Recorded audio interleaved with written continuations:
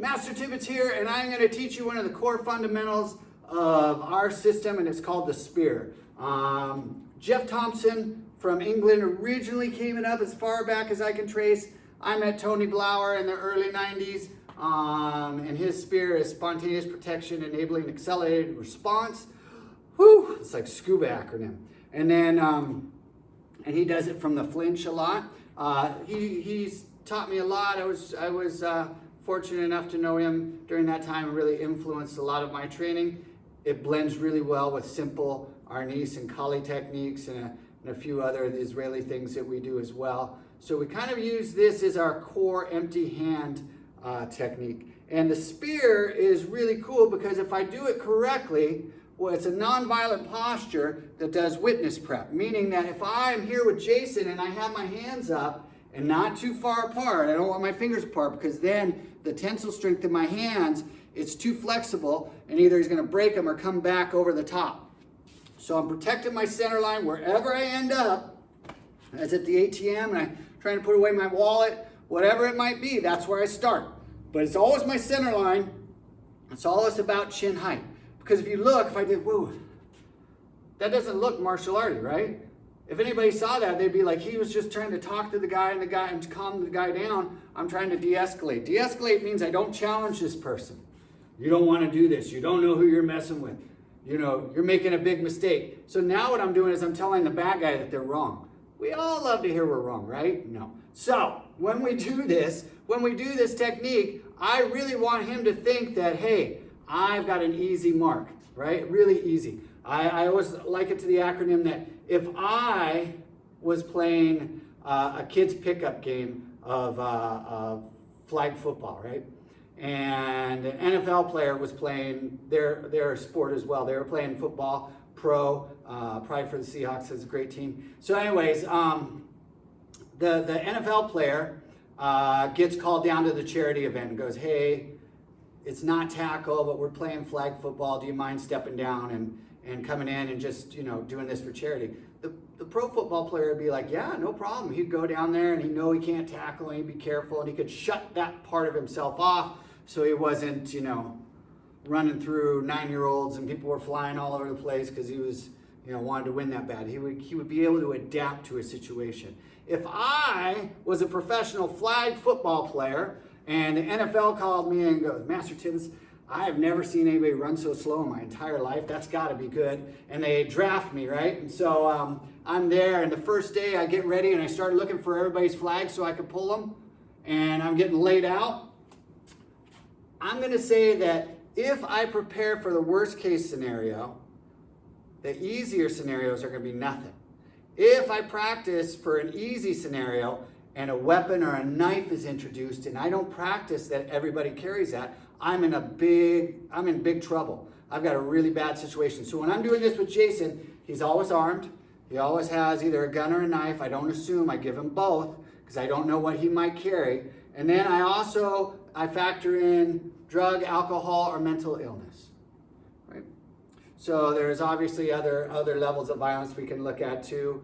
Violence is somewhat predictable. It usually happens in somewhat certain areas during certain times. The bad guy already has a plan. You know, they want your body, your money, your life, you know, your property or something else, or maybe a family member. So there's always a motive to that person. And the other ones there might not be. So that's what I mean by predictable. So when my hands are up, I have my center line here protected, that if he decided to go straight down my center line, I'm going to naturally flinch and I'm going to crash forward. What happens is the scenario will always dictate the action, meaning that if I try and do a technique, if I'm really technique specific, and all right, Jason grabs here, and this is the lock I do every time because it's on my right side, it's a low on my body, this is how I'm going to do it. What happens is if Jason grabs with the other hand, let's say, and I go, oh yeah, now it's number 7 I got to do. If you don't practice with good resistance, Jason's not letting me do that, and he's punching me in the head while I'm trying to get this number 7 lock to work or whatever it might be, I'm in trouble. Well, let's say I do know the lock. Jason grabs me here. Oh, I know this one. This is how I flow right into it. But I'm going upstairs. Or I was closing my door, and as I was closing, somebody reached through and grabbed me. Now that technique doesn't know what to, I don't know what to do. I froze because nature abhors a vacuum, meaning I didn't know what to do because I didn't recognize the stimulus. The stimulus happened. I didn't recognize it because of how he grabbed me and where I was. So for me, this basic spear allows me the advantage to control a strike, and then where I go from there depends on the scenario. So when I'm here with Jason, two most common strikes are, or you watch when you're here like this, is going to be a hook punch, right? So I might push him into range, bam! We're talking 1/100th of a second from the time I decide to go.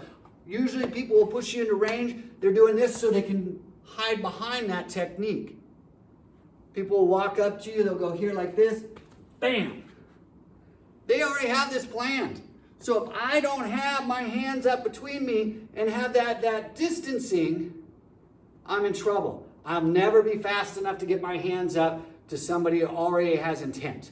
So when my hands go up here and I'm here like this, not only is this witness prep, because once this is all over, I want to speak to my attorney, and the only thing I'm going to say to the officers is, I fear for my life. Because even though I might be in the right, and the police might think I'm in the right, my statement that I give to the police officers afterwards can be used against me in a civil suit. Don't think it happens? Happens all the time. Don't think that this person over here isn't going to tie up all my money, all my assets. It's going to have a lot of space in my head for the next few months as I'm trying to go through this frivolous lawsuit. And the preponderance of evidence in a civil suit is completely different than a criminal suit. So when my hands are up here, I know Jason's going to do one of two things. Most people are right-handed. Most people throw a hook punch, right? Or they're going to tackle. Those are the two. Tackle is sometimes out of frustration, sometimes out of training. If I have my hands up right here, not only am I protecting my center line, but if he does decide to go that tackle, I have a ramp, right? And all I'm going to do is as he comes into tackle, I use that ramp and I'm going to go straight down and pancake him. We're not going to get into that one today, so I don't have the mats out. So when Jason I'm here like this, I'm doing witness prep. I am trying to de-escalate the situation with my words. If he starts to go monosyllabic, that means he's kind of switched over and he's ready to go.